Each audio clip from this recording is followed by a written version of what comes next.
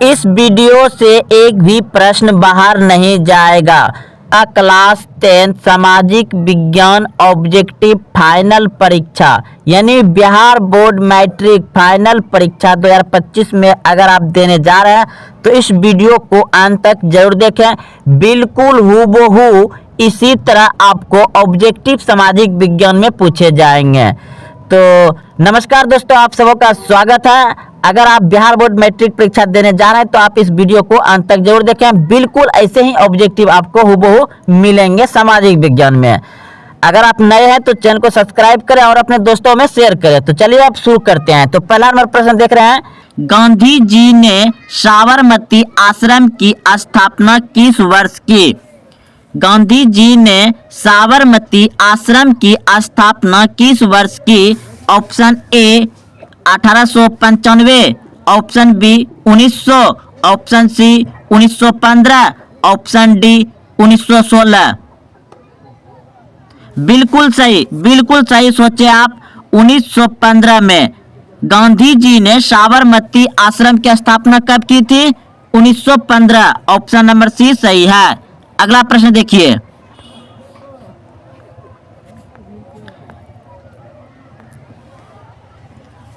झारखंड राज्य का गठन कब हुआ था?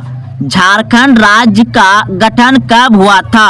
ऑप्शन ए 1 नवंबर 2000, ऑप्शन बी 9 नवंबर 2000, ऑप्शन सी 15 नवंबर 2000, ऑप्शन डी 15 नवंबर 2001। तो झारखंड राज्य का गठन हुआ था, ऑप्शन सी बिल्कुल सही सोचे, 9 नवंबर 2000 को। झारखंड राज्य कब बना? 9 नवंबर 2000 को। ऑप्शन बी सही है। प्रश्न है, भारत में अत्यंत विनाशकारी भूकंप आया था?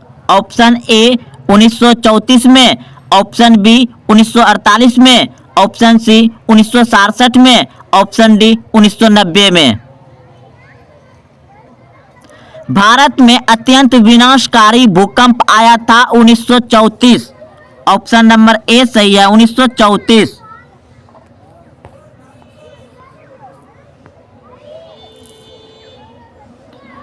प्रश्न है, नरेगा के अंतर्गत ग्रामीण मजदूरों को साल में कम से कम कितने दिनों के लिए रोजगार देने की व्यवस्था है? नरेगा के अंतर्गत ग्रामीण मजदूरों को साल में कम से कम कितने दिनों के लिए रोजगार देने की व्यवस्था है? ऑप्शन ए 100 दिनों के लिए, ऑप्शन बी 125 दिनों के लिए, ऑप्शन सी 150 दिनों के लिए, ऑप्शन डी 200 दिनों के लिए। तो नरेगा के अंतर्गत ग्रामीण मजदूरों को साल में कम से कम 100 दिनों के लिए रोजगार देने की गारंटी है। ऑप्शन नंबर ए सही है, 100 दिन। विश्व व्यापार संगठन WTO की स्थापना कब हुई? विश्व व्यापार संगठन WTO की स्थापना कब हुई? Option A 1992, option B 1993, option C 1994, option D 1995। 1995 विश्व व्यापार संगठन की स्थापना कब हुआ था? 1995। ऑप्शन नंबर डी सही है। यूरोप का मरीज किसे कहा जाता है? यूरोप का मरीज किसे कहा जाता है? ऑप्शन ए तुर्की, option B Italy, option C England, option D France. Europe का मरीज कहा जाता है तुर्की। ऑप्शन नंबर ए सही है, तुर्की को।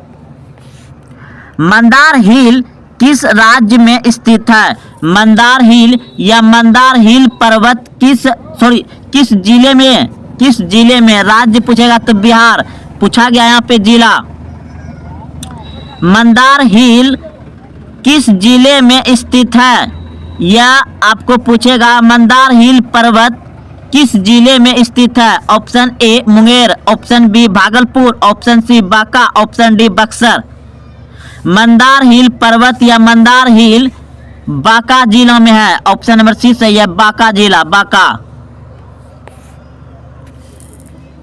भारत सरकार ने सूचना का अधिकार अधिनियम कब पारित किया? भारत सरकार ने सूचना का अधिकार अधिनियम कब पारित किया? Option A 2004, option B 2005, option C 2006, option D 2007। तो सूचना का अधिकार 2005, ऑप्शन नंबर बी सही है, 2005 में पारित किया था। प्रश्न है 1977 की लोकसभा के चुनाव में किस दल को स्पष्ट बहुमत मिला? 1977 की लोकसभा के चुनाव में किस दल को स्पष्ट बहुमत मिला? Option A Bharatiya Janata party, option B Janata party, option C भारतीय राष्ट्रीय कांग्रेस, ऑप्शन डी भारतीय कम्युनिस्ट पार्टी। तो ऑप्शन बी जनता पार्टी को, ऑप्शन नंबर बी सही है, जनता पार्टी। ब्रह्म समाज की स्थापना किसने की? 10 नंबर प्रश्न है, ब्रह्म समाज की स्थापना किसने की? Option A Raja Ram Mohan Roy, option B Ramanand Saraswati, option B है दयानंद सरस्वती, ऑप्शन सी है विवेकानंद, ऑप्शन डी रामकृष्ण परमहंस। प्रश्न है ब्रह्म समाज की स्थापना किसने की? Option A Raja Ram Mohan Roy, option B Dayanand Saraswati, option C Vivekananda, option D Ramakrishna Paramhansa. तो याद रखिएगा ब्रह्म समाज की स्थापना किया था राजा राम मोहन राय ने, ऑप्शन नंबर ए सही है। ब्रह्म समाज की स्थापना किसने की? राजा राम मोहन राय। बहुत ही आसान प्रश्न है, इस प्रश्न का उत्तर आप लोग कमेंट में जरूर बताइए। भारतीय राष्ट्रीय कांग्रेस की स्थापना कब हुई? भारतीय राष्ट्रीय कांग्रेस की स्थापना कब हुई? Option A 1885, option B 1890, option C 1895, option D 1900। भारतीय राष्ट्रीय कांग्रेस की स्थापना हुआ था 1885। किसने किया था? ए.ओ. ह्यूम ने। ऑप्शन नंबर ए सही हो जाएगा।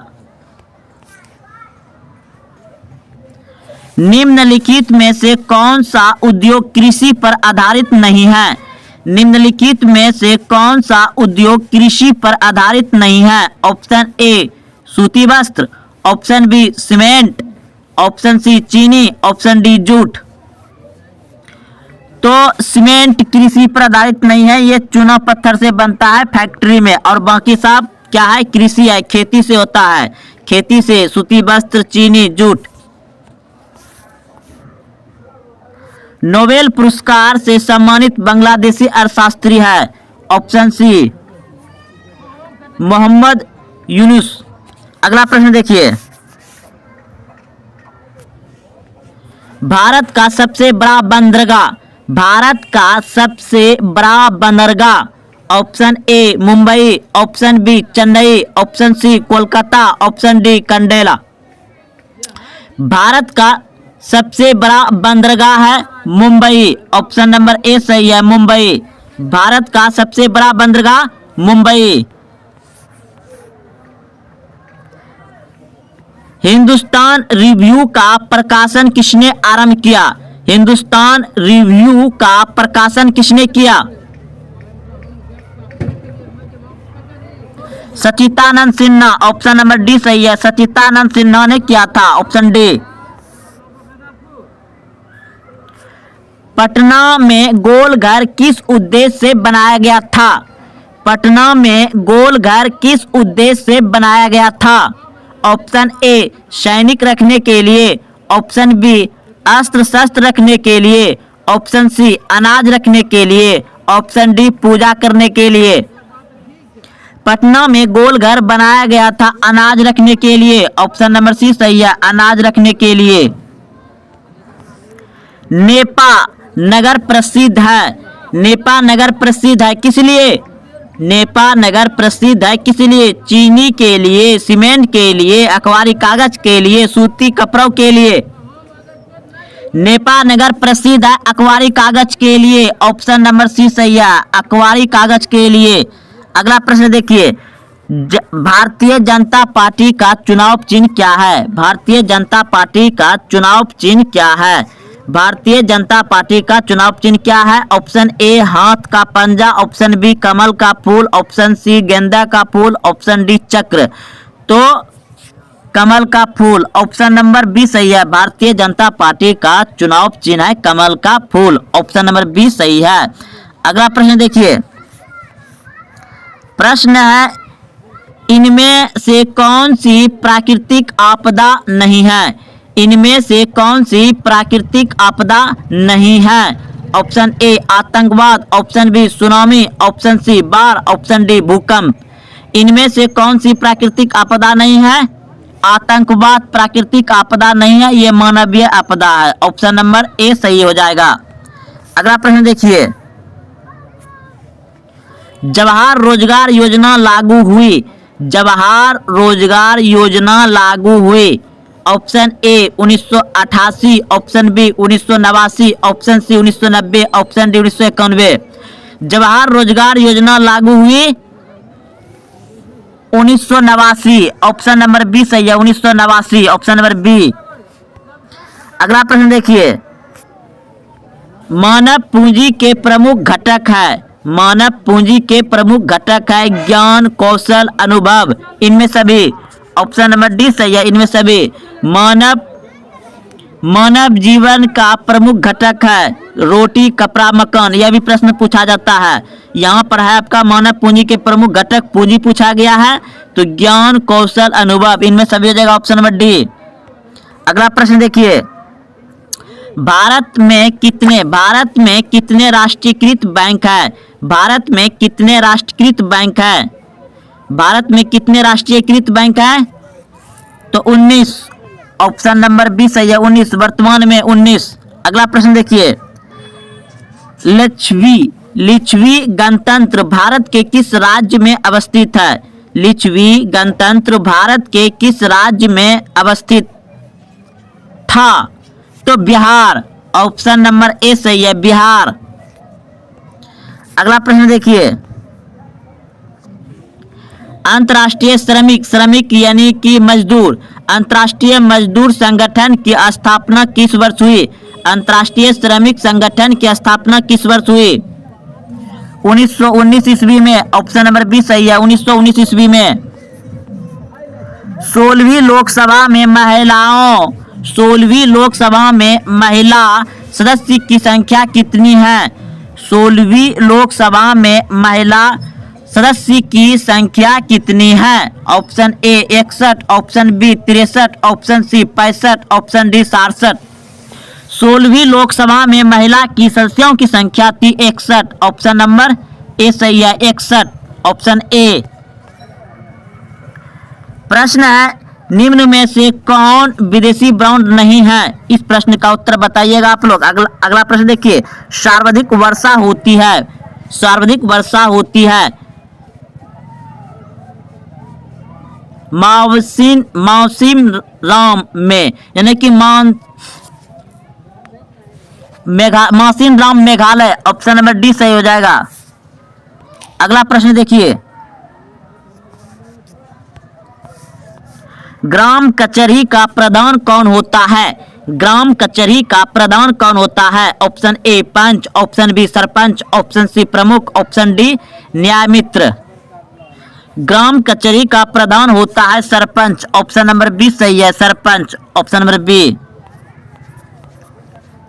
बहुत ही अच्छा और इम्पोर्टेंट प्रश्न, लोकतंत्र जनता के द्वारा और जनता के लिए शासन है, यह कथन किसका है? लोकतंत्र जनता के द्वारा और जनता के लिए शासन है, यह कथन किसका है? ऑप्शन ए अरस्तु, option B George Washington, option C Abraham Lincoln, option D Lord Bryce. तो जनता के लिए जो कथन कहा था अब्राहम लिंकन ने कहा था, क्या कहा था? लोकतंत्र जनता के द्वारा और जनता के लिए शासन है। लोकतंत्र जनता के द्वारा और जनता के लिए शासन है, किसने कहा था? Abraham Lincoln, option number C हो जाएगा, option number C Abraham Lincoln ने कहा था। अगला प्रश्न देखिए, कागज का आविष्कार, कागज का आविष्कार किस देश में हुआ? कागज का आविष्कार किस देश में हुआ? कागज का आविष्कार हुआ है चीन में। रुपया पैसा का आविष्कार हुआ है चीन में। प्रिंटिंग मशीन का हुआ है चीन में। रेशम कपड़ा का आविष्कार हुआ है चीन में। अगला प्रश्न देखिए, 16वीं लोकसभा का चुनाव किस वर्ष हुआ था? 16वीं लोकसभा का चुनाव किस वर्ष हुआ था? 16वीं लोकसभा का चुनाव किस वर्ष हुआ था? Option A 2012, option B 2013, option C 2014, option D 2015। 16वीं लोकसभा का चुनाव हुआ था 2014 में, 2014 में, ऑप्शन सी 2014। अगला प्रश्न, सेफ्टी लैंप का आविष्कार किसने किया था? सेफ्टी लैंप का आविष्कार किसने किया था? बिल्कुल सही सोचे आप, बिल्कुल सही, हेम्फ्री डेवी ने किया था सेफ्टी लैंप का आविष्कार। अगला प्रश्न, यंग यूरोप का संस्थापक कौन था? यंग यूरोप का संस्थापक कौन था? Option A Mazzini, option B Garibaldi, option C Victor Emmanuel, option D Mussolini. Young Europe का संस्थापक था मेजनी, ऑप्शन ए सही है, मेजनी। अगला प्रश्न, इनमें से कौन सा सबसे लंबा राष्ट्रीय राजमार्ग है? इनमें से कौन सा सबसे लंबा राष्ट्रीय राजमार्ग है? राजमार्ग संख्या 2, राजमार्ग संख्या 3, राजमार्ग संख्या 5, राजमार्ग संख्या 7। तो सबसे लंबा राष्ट्रीय राजमार्ग है राजमार्ग संख्या 7, ऑप्शन नंबर डी सही है, संख्या 7। अगला प्रश्न, काली मिट्टी उपयुक्त है? काली मिट्टी उपयुक्त है कपास के लिए, लीची के लिए, गेहूं के लिए, बजरा के लिए। काली मिट्टी उपयुक्त है कपास के लिए, ऑप्शन नंबर सी सही है। काली मिट्टी का दूसरा नाम रेगुर मिट्टी। काली मिट्टी कपास के लिए सर्वाधिक उपयोग है। दाल किस प्रोटीन अंश का स्रोत है? दाल किस प्रोटीन अंश का स्रोत है? तो प्रोटीन। दाल में क्या आता है? प्रोटीन, ऑप्शन नंबर बी सही है। अगला प्रश्न देखिए, भारत में योजना आयोग का गठन कब किया गया था? अब भारत में योजना आयोग को भांग कर उसमें क्या लाया गया है? नीति आयोग लाया गया 2015 में। तो भारत में योजना आयोग का गठन हुआ था 15 मार्च 1950 को। अब इसके स्थान पर नीति आयोग लाया गया है, ऑप्शन नंबर ए सही हो जाएगा। भारत में योजना आयोग 15 मार्च 1950 को गठन किया गया था। अगला प्रश्न देखिए, कार्ल मार्क्स का जन्म कहाँ हुआ था? Germany, England, France, Poland. Karl Marx का जन्म हुआ था जर्मनी में, ऑप्शन नंबर ए सही है, जर्मनी में। अगला प्रश्न देखिए, पीतल बनाया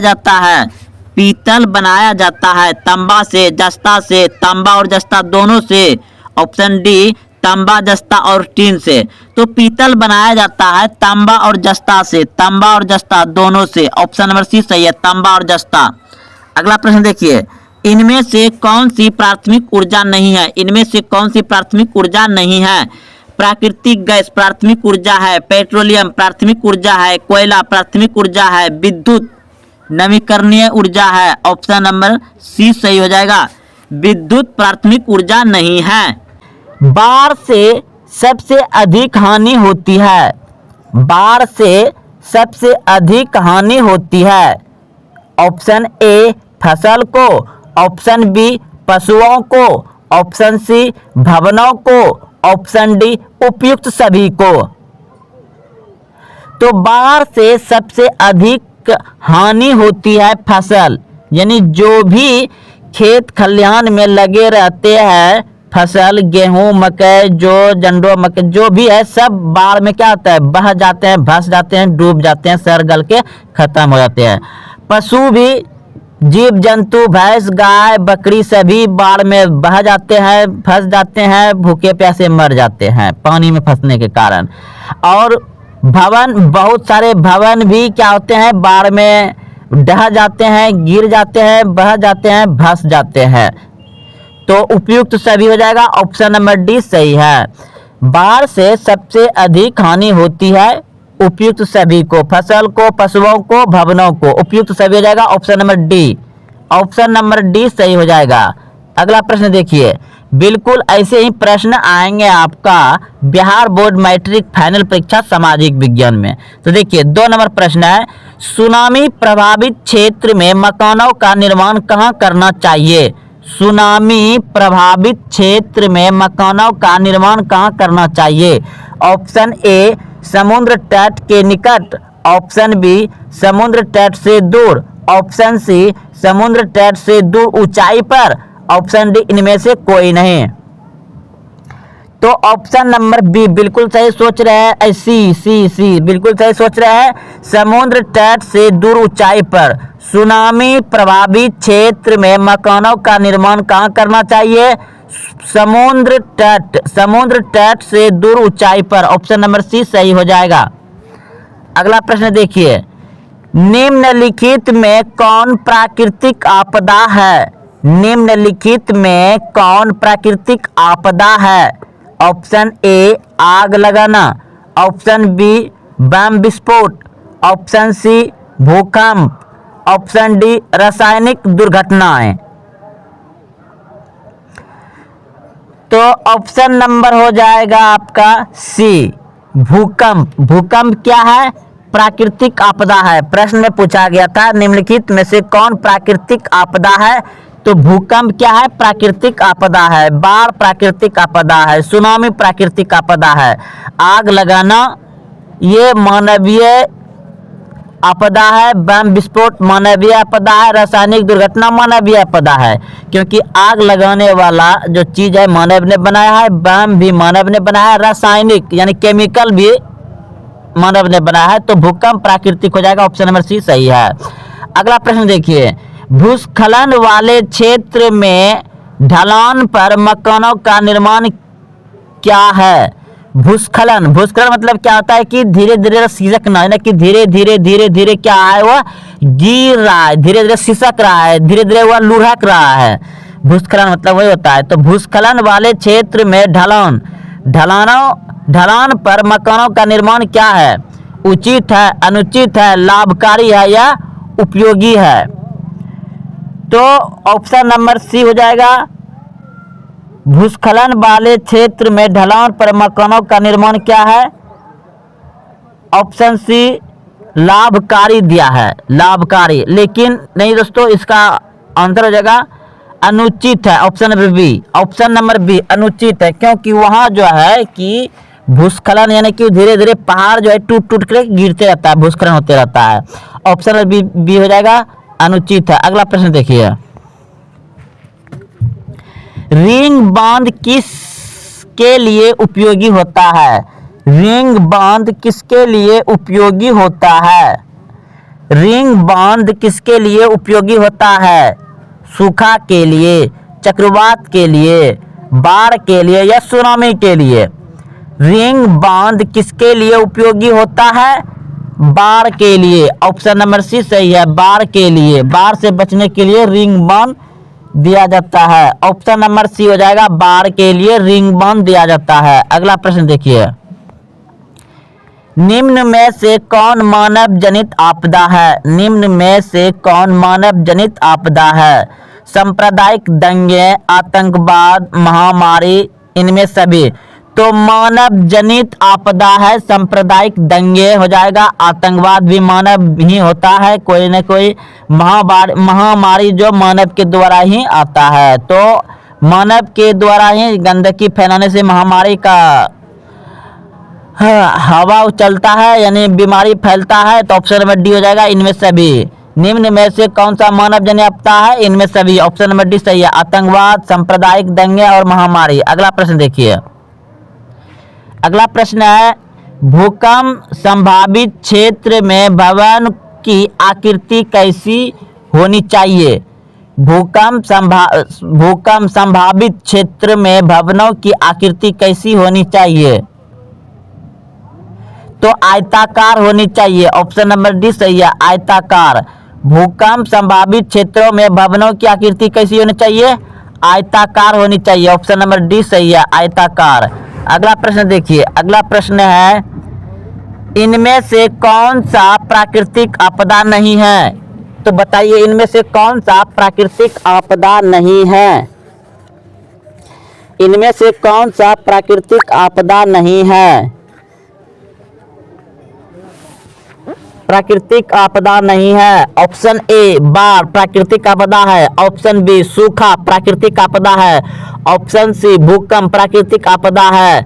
ऑप्शन डी हो जाएगा, ऑप्शन डी प्राकृतिक आपदा नहीं है। ऑप्शन डी प्राकृतिक आपदा नहीं है। ऑप्शन नंबर डी सही हो जाएगा। इधर तीनों जो है प्राकृतिक आपदा है, क्योंकि प्रश्न में पूछा गया है आपको इनमें से कौन प्राकृतिक आपदा नहीं है। तो आतंकवाद प्राकृतिक आपदा नहीं है, बाढ़ आपका प्राकृतिक आपदा है, सूखा प्राकृतिक है, भूकंप प्राकृतिक है। अगला प्रश्न देखिए, वर्तमान में सबसे अधिक उपयोग देने वाला साधन कौन सा है? वर्तमान में सबसे अधिक उपयोग देने वाला साधन कौन सा है? टेलीफोन, पेंजर, मोबाइल या वॉकी टॉकी? तो मोबाइल हो जाएगा, ऑप्शन नंबर सी सही है, मोबाइल। अगला प्रश्न देखिए, सामान्य संचार व्यवस्था के बाधित होने का मुख्य कारण है? सामान्य संचार व्यवस्था के बाधित होने का मुख्य कारण है, तो ऑप्शन नंबर ए हो जाएगा, केबल का टूट जाना। केबल का टूट जाना, केबल टूट जाना। केबल होता है ना, केबल का तार जो आता है तो वही क्या होता है, टूट जाना, तो आपके घर में चलेगा ही नहीं। टावरों की ऊंचाई में कमी, इनमें से कोई नहीं। संचार टावरों की कमी, तो केबल तार का टूट जाना, जिससे आपका टीवी नहीं चलता है। अगला प्रश्न देखिए, सुदूर संवेदी उपग्रह, सुदूर संवेदी उपग्रह रिमोट सेंसिंग उपग्रह का प्रयोग किसके लिए होता है?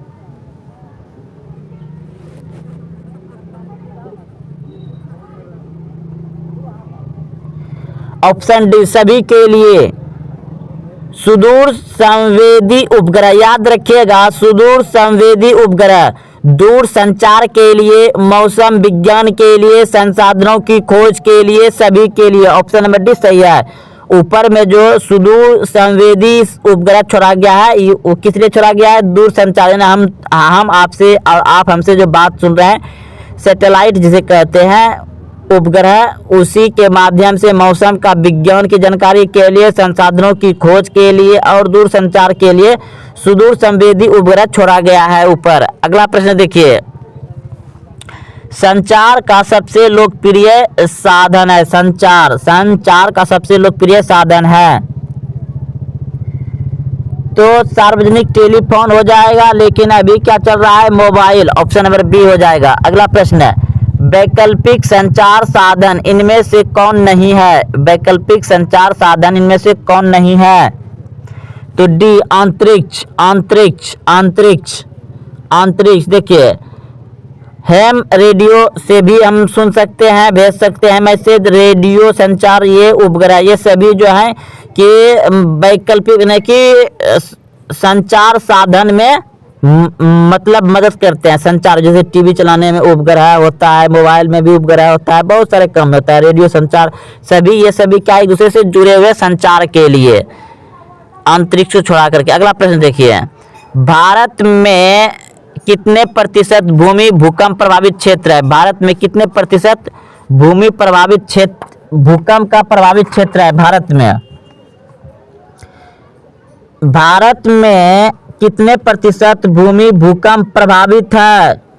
तो ऑप्शन नंबर बी 56। भारत में 56% क्या है? भूकंप प्रभावित क्षेत्र है, भूकंप। अगला प्रश्न देखिए, अगला प्रश्न है, इनमें से कौन सा भूकंपीय तरंग नहीं है? इनमें से कौन सा भूकंपीय तरंग नहीं है? भूकंप का जो तरंग होता है इनमें से कौन नहीं है? PLSO, तो ओ हो जाएगा, ऑप्शन नंबर डी, ओ। ऑप्शन नंबर डी, ये भूकंपीय तरंग नहीं है। एस भूकंपीय तरंग है, एल भूकंपीय तरंग है और पी भी भूकंपीय तरंग है। अगला प्रश्न देखिए, भारत को कितने भूकंपीय क्षेत्र में बांटा गया है? भारत को कितने भूकंपीय क्षेत्र में बांटा गया है? Option A 4, option B 3, option C 5, option D 7। तो भारत को कितने भूकंपीय क्षेत्र में बांटा गया है? तो 5, ऑप्शन नंबर सी सही हो जाएगा 5। अगला प्रश्न देखिए, भूकंप से पृथ्वी की सतह पर पहुंचने वाली सबसे पहली तरंग को किस नाम से जाना जाता है? जहां भूकंप होता है, भूकंप से पृथ्वी की सतह पर पहुंचने वाली सबसे पहली तरंग को किस नाम से जाना जाता है? ऑप्शन ए पी तरंग, ऑप्शन बी एस तरंग, ऑप्शन सी एल तरंग, ऑप्शन डी टी तरंग। तो भूकंप से पृथ्वी की सतह पर पहुंचने वाली सबसे पहली तरंग को किस नाम से जाना जाता है? तो पी तरंग। ऑप्शन नंबर ए सही है, पी तरंग जाने जाते हैं। अगला प्रश्न देखिए, 26 दिसंबर 2004 को विश्व के किस हिस्से में भयंकर सुनामी आया था? 26 दिसंबर 2004 को विश्व के किस हिस्से में भयंकर सुनामी आया था? ऑप्शन डी बंगाल की खाड़ी में। महासागर के तली पर होने वाले कंपन को किस नाम से जाना जाता है? महासागर के तली पर होने वाले कंपन को किस नाम से जाना जाता है? Option C tsunami. महासागर के तली में जो कंपन होता है उसको सुनामी कहते हैं, सुनामी। अगला प्रश्न देखिए, भूकंप केंद्र के ऊर्ध्वाधर पृथ्वी पर स्थित केंद्र को क्या कहते हैं? भूकंप केंद्र के ऊर्ध्वाधर पृथ्वी पर स्थित केंद्र को क्या कहते हैं? ऑप्शन बी अधिकेंद्र कहते हैं।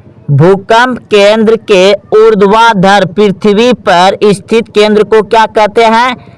अधिकेंद्र कहते हैं। अगला प्रश्न देखिए, सुनामी किस स्थान पर आता है?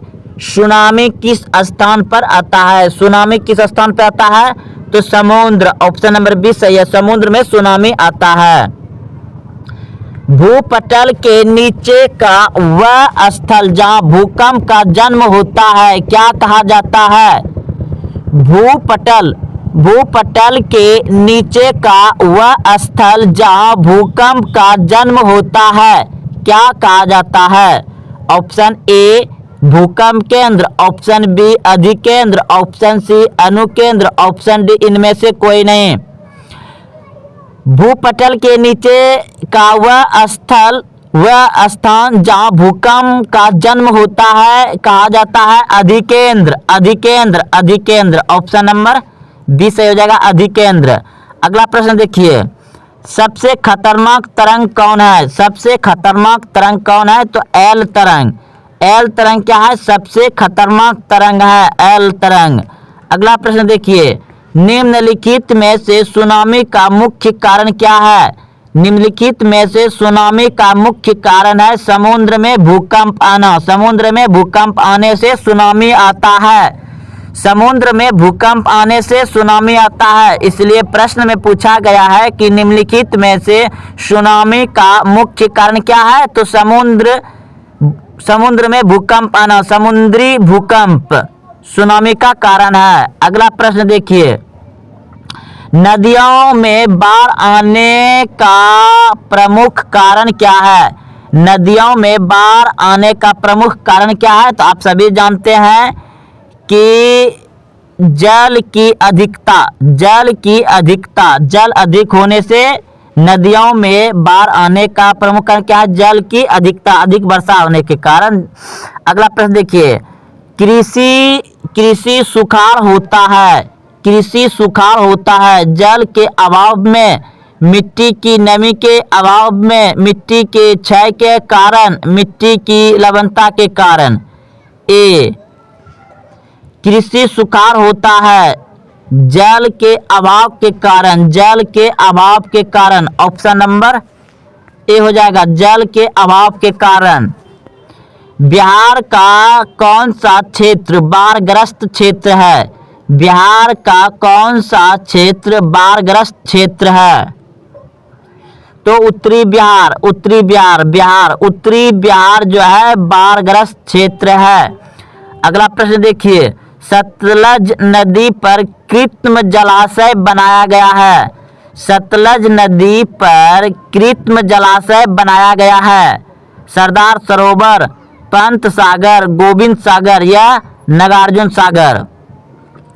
सतलज नदी पर कृत्रिम जलाशय बनाया गया है गोविंद सागर। ऑप्शन नंबर सी सही है, गोविंद सागर।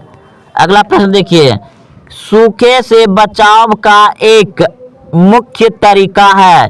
सूखे से बचाव का एक मुख्य तरीका है वर्षा जल संग्रह करना। वर्षा जल संग्रह करना यानी कि वर्षा का जल को जमा करना सूखे से बचाव के लिए एक तरीका है। सूखे से बचाव के लिए एक तरीका क्या है? वर्षा जल संग्रह करना यानी जमा करना। ऑप्शन नंबर ए सही हो जाएगा। अगला प्रश्न देखिए, भाखड़ा नांगल बांध किस नदी पर है? भाखड़ा नांगल बांध किस नदी पर है? भाखड़ा नांगल बांध किस नदी पर है? तो सतलज नदी पर। ऑप्शन नंबर डी सही हो जाएगा, सतलज नदी पर। पश्चिम बंगाल में बाढ़ की विभीषिका वाली कौन सी नदी है? तो दामोदर नदी। पश्चिम बंगाल में बाढ़ की विभीषिका वाली कौन सी नदी है? दामोदर नदी। अगला प्रश्न देखिए, अगला प्रश्न है सूखा किस प्रकार की आपदा है? तो प्राकृतिक आपदा है। सूखा क्या है? प्राकृतिक आपदा है। सुखाड़ क्या है? प्राकृतिक आपदा है। सूखे के लिए जिम्मेवार कारक है वर्षा की कमी। ऑप्शन नंबर ए सही है, वर्षा की कमी। यह सभी प्रश्न बिहार बोर्ड मैट्रिक फाइनल परीक्षा सामाजिक विज्ञान में सबसे ज्यादा बार क्वेश्चन पूछे गए हैं। अगर आप बिहार बोर्ड मैट्रिक परीक्षा 2025 में देने जा रहे हैं तो इस वीडियो को अंत तक जरूर देखें। देखिए पहला प्रश्न देखिए 2014 में पूछा गया, 17 में पूछा गया, फिर 18, फिर 19, फिर 21, फिर 22, इसी तरह से यानी कि सबसे ज्यादा बार जो सामाजिक विज्ञान में ऑब्जेक्टिव पूछे गए हैं वही सब प्रश्न को लेकर के आए हैं। तो आप इस वीडियो को अंत तक जरूर देखें। तो देखिए प्रश्न है, इनमें किसको प्राथमिक क्षेत्र भी कहा जाता है? इनमें किसको प्राथमिक क्षेत्र भी कहा जाता है? तो ऑप्शन ए सेवा क्षेत्र, ऑप्शन बी कृषि क्षेत्र, ऑप्शन सी औद्योगिक क्षेत्र, ऑप्शन डी इनमें से कोई नहीं। तो देखिए प्राथमिक क्षेत्र कहा जाता है कृषि को। ऑप्शन नंबर बी सही है। और कृषि के अंतर्गत आता है पशुपालन, मत्स्य पालन। अगर ये दोनों भी रहे तो समझिए कृषि क्षेत्र के ही है। और सेवा क्षेत्र जो है ये आपका आ गया सरकारी बस, रेलगाड़ी, हॉस्पिटल, स्कूल, कॉलेज, ये सभी सेवा क्षेत्र के अंतर्गत आता है। और औद्योगिक क्षेत्र के अंतर्गत आता है आपका कारखाना, फैक्ट्री। तो अगला प्रश्न देखिए, अगला प्रश्न कह रहा है कि यह भी देखिए 2014, 17, 18, 19 में यानी कि सबसे ज्यादा बार जो ऑब्जेक्टिव प्रश्न सामाजिक विज्ञान में पूछे गए हैं वही प्रश्न को लेकर के आए हैं। तो प्रश्न है, इनमें कौन से देश में मिश्रित अर्थव्यवस्था है? इनमें कौन से देश में मिश्रित अर्थव्यवस्था है? Option A America, option B रूस, option C Bharat, option D इनमें से कोई नहीं। तो मिश्रित अर्थव्यवस्था है भारत देश में। ऑप्शन नंबर सी सही है। अगला प्रश्न है, भारत में योजना आयोग का गठन कब किया गया था? यह भी प्रश्न देखिए 2011, 17, 19, 21, 23 में पूछा गया है। तो प्रश्न था भारत में योजना आयोग का गठन कब किया गया था? तो 15 मार्च 1950 को। ऑप्शन नंबर ए सही है, 15 मार्च 1950 को किया गया था। अगला प्रश्न देखिए, प्रश्न है, जिस देश का राष्ट्रीय आय अधिक होता है वह देश कहलाता है। जिस देश का राष्ट्रीय आय अधिक होता है वह देश कहलाता है विकसित। ऑप्शन नंबर बी सही है। अगला प्रश्न है, इनमें से किसे पिछड़ा राज्य कहा जाता है? इनमें से किसे पिछड़ा राज्य कहा जाता है? तो ऑप्शन सी बिल्कुल सही है, बिहार राज्य को पिछड़ा राज्य कहा जाता है। यही प्रश्न देखिए 15, 18, 20, 21 में पूछा गया है। तो सबसे पिछड़ा राज्य बिहार राज्य। अगला प्रश्न देखिए, शेयर बाजार की नियामक संस्था है तो सेबी, ऑप्शन नंबर बी सही है। अगला प्रश्न है, भारत में किस राज्य की प्रति व्यक्ति आय सबसे कम है? तो जो पिछड़ा राज्य रहेगा उसी का सबसे कम रहेगा, यानी ऑप्शन नंबर बी सही है, बिहार राज्य की प्रति व्यक्ति का आय सबसे कम है। अगला प्रश्न देखिए, प्रश्न है, भारत में नीति आयोग की स्थापना हुई। भारत में नीति आयोग की स्थापना हुई तो जनवरी 2015 में, ऑप्शन नंबर सी सही है। यह योजना आयोग को भांग कर उसी जगह बनाया गया है नीति आयोग। नीति आयोग की स्थापना कब हुआ है? जनवरी 2015 में, ऑप्शन नंबर सी सही है। अगला प्रश्न देखिए, प्रश्न है, मिश्रित अर्थव्यवस्था का राष्ट्र है। मिश्रित अर्थव्यवस्था का राष्ट्र है, यानी किस देश में मिश्रित अर्थव्यवस्था है? ये क्वेश्चन बनाने, लिखने, पूछने का इस तरह से फ्रेम किया गया है, मॉडल बनाया गया है। तो ऑप्शन नंबर ए बिल्कुल सही है, मिश्रित राष्ट्र मतलब देशी होता है, तो मिश्रित अर्थव्यवस्था का राष्ट्र यानी देश है भारत, ऑप्शन नंबर ए सही है। अगला प्रश्न देखिए, योजना आयोग के सदस्यों की संख्या होती है। योजना आयोग के सदस्यों की संख्या होती है 8, ऑप्शन नंबर बी सही है 8। अगला प्रश्न देखिए, बिहार में जीवन यापन का मुख्य साधन है। बिहार में जीवन यापन का मुख्य साधन है तो कृषि, यानी बिहार में आदमी जो ज्यादा अपना जीवन लाइफ जीते हैं तो किससे जीते हैं? किससे? तो कृषि से। बिहार में सबसे ज्यादा कृषि ही पर ही आदमी अपना घर गृहस्थी चलाता है, तो ऑप्शन नंबर ए सही है।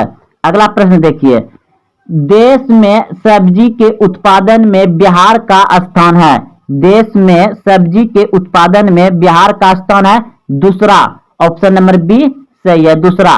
अगला प्रश्न है, भारत के पड़ोसी देश में किस देश का प्रति व्यक्ति आय सबसे अधिक है?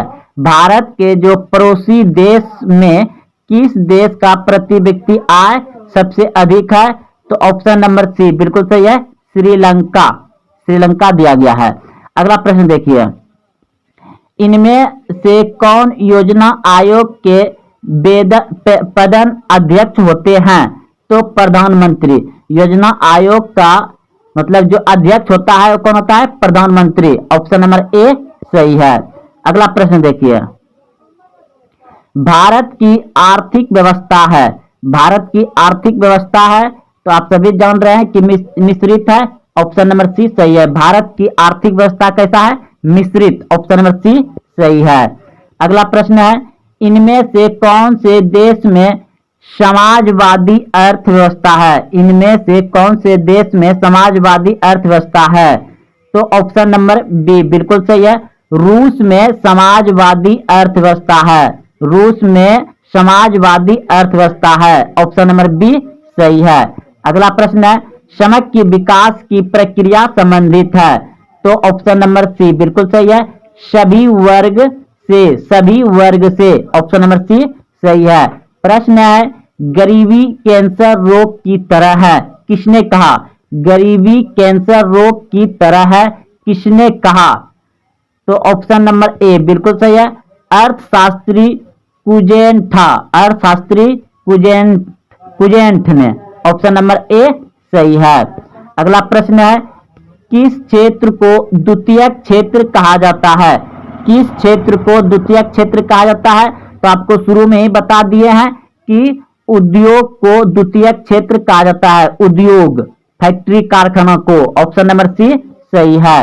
अगला प्रश्न है, 11वीं पंचवर्षीय योजना की अवधि क्या है? 11वीं पंचवर्षीय योजना की अवधि है 2007 से 12, ये 11वीं पंचवर्षीय योजना था। अगला प्रश्न है, किस क्षेत्र को तृतीयक क्षेत्र कहा जाता है? तो किस क्षेत्र को तृतीयक क्षेत्र कहा जाता है? आपको शुरू में ही बता दिए हैं कि सेवा क्षेत्र को तृतीयक क्षेत्र कहा जाता है। ऑप्शन नंबर ए सही है। प्रश्न है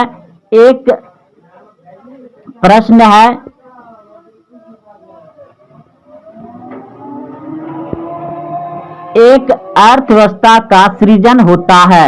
एक अर्थव्यवस्था का सृजन होता है, तो ऑप्शन नंबर डी बिल्कुल सही है। इनमें सभी संसाधनों से, एक अर्थव्यवस्था का सृजन होता है इनमें सभी संसाधनों से, प्राकृतिक संसाधनों से, भौतिक संसाधनों से, मानवीय संसाधनों से, इनमें सभी संसाधन, ऑप्शन नंबर डी सही है, इनमें सभी होगा।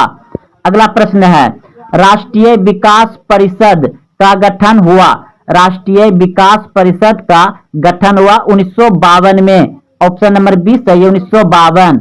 अगला प्रश्न है, किस अर्थव्यवस्था में उत्पादन के साधनों पर किसी व्यक्ति या निजी संस्था का अधिकार रहता है?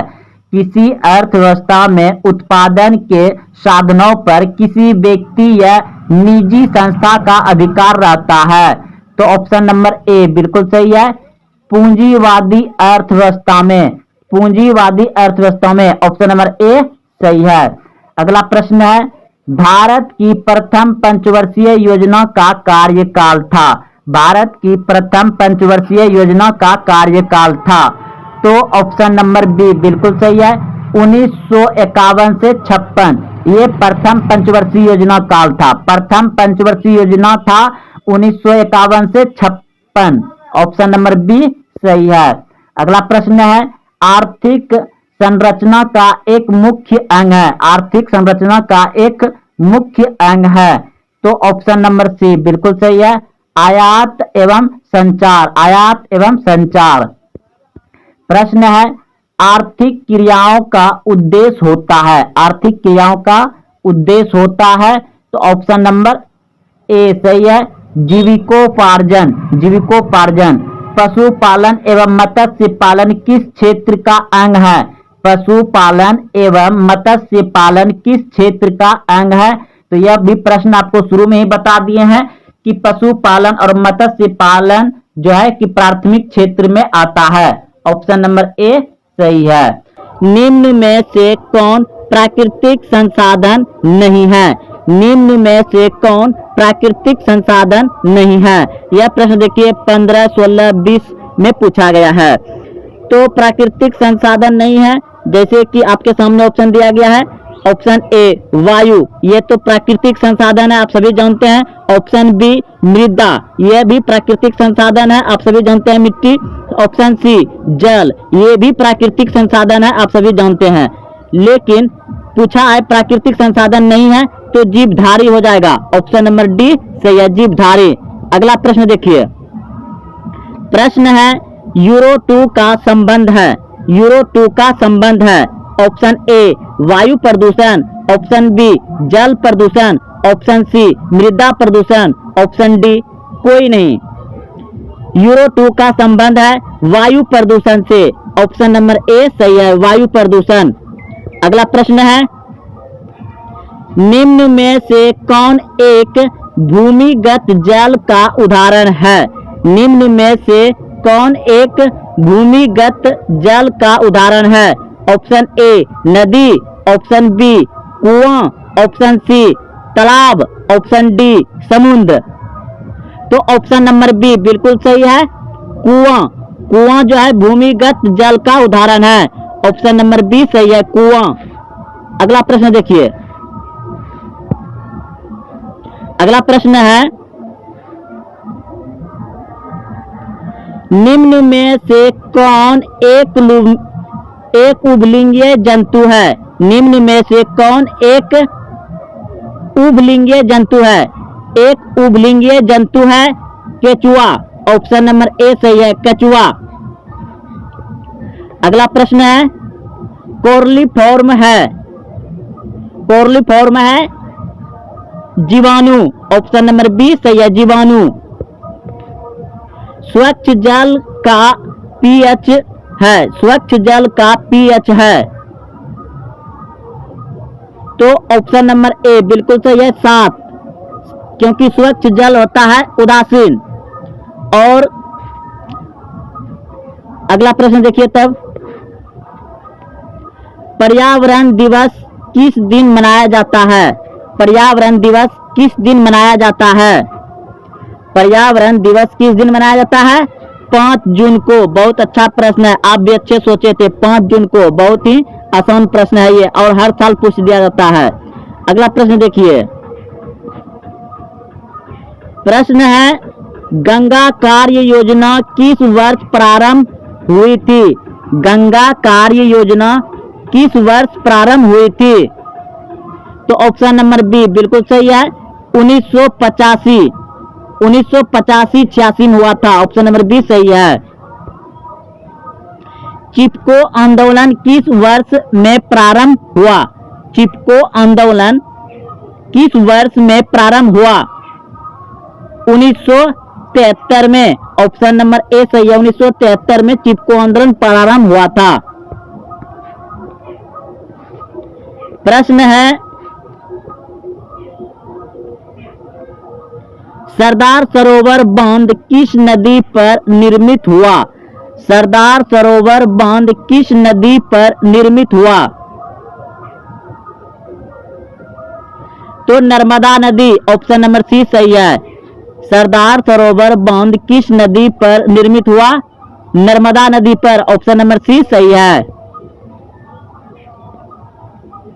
प्रश्न है साल वृक्षों के वन का लगभग 1272 हेक्टेयर क्षेत्र ग्रामीण द्वारा बहुत बुरी तरह से निम्नीकृत होने से बचाया गया। ऑप्शन नंबर ए बिल्कुल सही है, मिदनापुर में। अगला प्रश्न है वनों के संरक्षण के लिए निम्न में से किन प्रक्रियाओं को नियंत्रित करने की आवश्यकता है? वनों के संरक्षण के लिए निम्न में से किन प्रक्रियाओं को नियंत्रित करने की आवश्यकता है?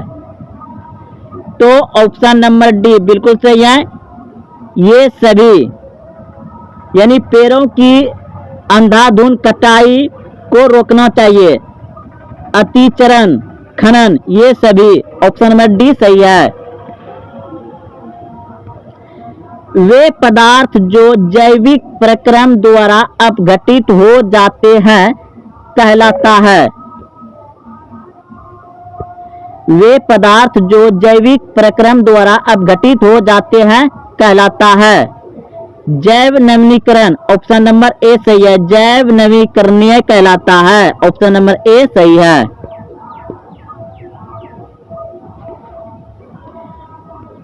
प्रश्न है निम्नलिखित में कौन सा समूह जैव नवीकरणीय पदार्थ का है?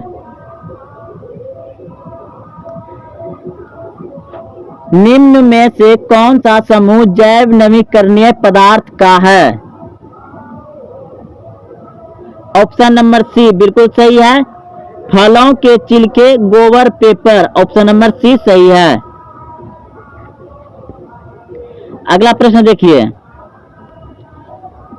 सभी हरे पौधे होते हैं, सभी हरे पौधे होते हैं स्वपोषी, सभी हरे पौधे होते हैं स्वपोषी। ऑप्शन नंबर ए सही है। कौन सी गैस ओजोन परत में छेद के लिए उत्तरदायी है? कौन सी गैस ओजोन परत में छेद के लिए उत्तरदायी है? तो ओजोन परत को हानि यानी छेद कौन करता है? क्लोरोफ्लोरोकार्बन। ऑप्शन नंबर सी सही है, यानी CFC। क्लोरोफ्लोरोकार्बन जो है ओजोन परत को हानि पहुंचाता है, छेद करता है। चिपको आंदोलन किससे संबंधित है? चिपको आंदोलन किससे संबंधित है? वन संरक्षण से। ऑप्शन नंबर ए सही है, वन संरक्षण। निम्नलिखित में किसके कारण अम्ल वर्षा होती है? निम्नलिखित में किसके कारण अम्ल वर्षा होती है? SO2 के कारण, SO2 के कारण, ऑप्शन नंबर बी सही है। पारिस्थितिकी तंत्र में ऊर्जा का स्रोत है, पारिस्थितिकी तंत्र में ऊर्जा का स्रोत है, ऑप्शन बी बिल्कुल सही है, सूर्य का प्रकाश, सूर्य का प्रकाश। निम्नलिखित में कौन पर्यावरण के अंतर्गत आते हैं, निम्नलिखित में कौन पर्यावरण के अंतर्गत आते हैं, ऑप्शन ए स्थलमंडल, ऑप्शन बी वायुमंडल, ऑप्शन सी जलमंडल, ऑप्शन डी इनमें सभी। तो पर्यावरण के अंतर्गत आते हैं इनमें सभी, ऑप्शन नंबर डी सही है, स्थलमंडल, वायुमंडल, जलमंडल, ऑप्शन नंबर डी सही है, इनमें सभी। एक वन पारिस्थितिक तंत्र में कितने दोषी स्तर होते हैं, तो 4, ऑप्शन नंबर डी सही है, 4। तो दोस्तों अगर आप देखते हुए यहाँ तक आए हैं तो वीडियो को लाइक करें, अपने दोस्तों में शेयर करें, और हाँ अभी तक चैनल को सब्सक्राइब नहीं किया तो चैनल को सब्सक्राइब करें। फिर मिलते हैं अगले वीडियो में। जय हिंद, जय भारत।